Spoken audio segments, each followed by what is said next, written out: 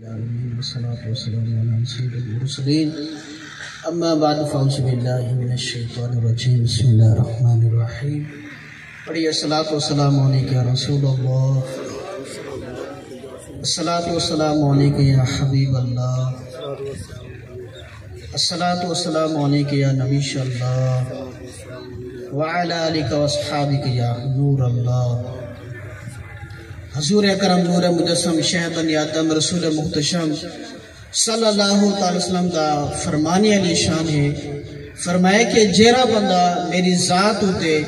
ایک دفعہ درود پاک پڑھ سی، اللہ رب العزت ہوندے ہوتے ڈا رحمت نازل فرمے سی، اور ہوندے ڈا گناہ معاف فرما دے سی،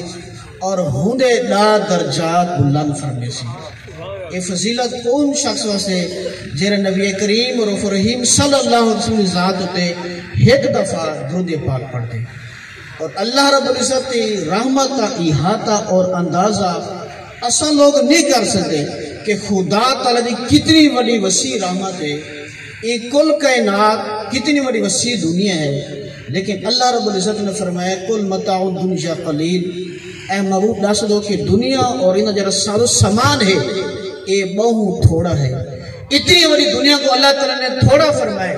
اور خدا تعالیٰ کو رحمت کو اللہ تبارک نے کثیر عطا فرمائے، تو خدا تعالیٰ کی رحمت کا اندازہ انسان نہیں کر سکا۔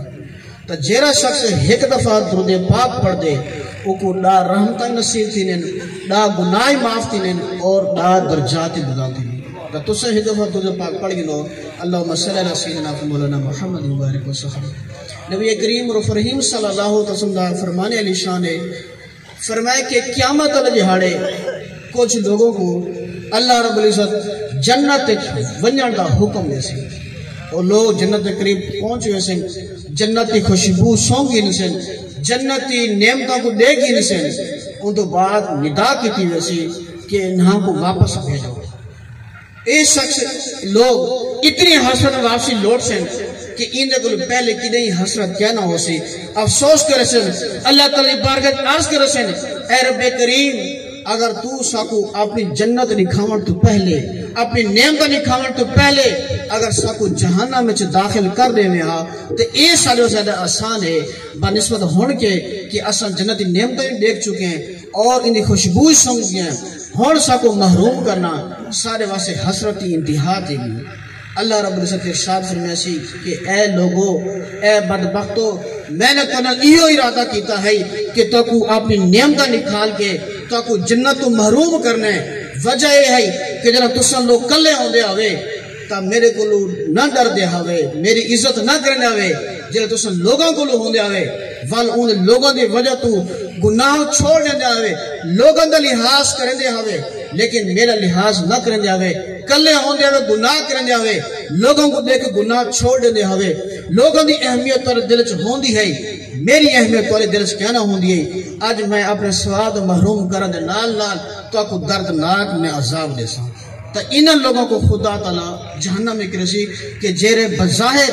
لوگوں کے سامنے نیک نظر آنے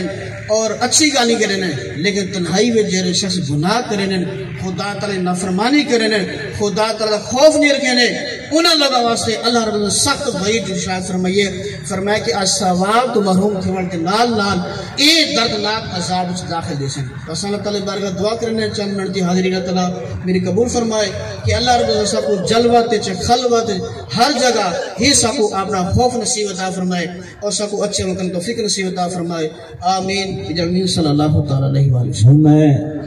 نعت واسطے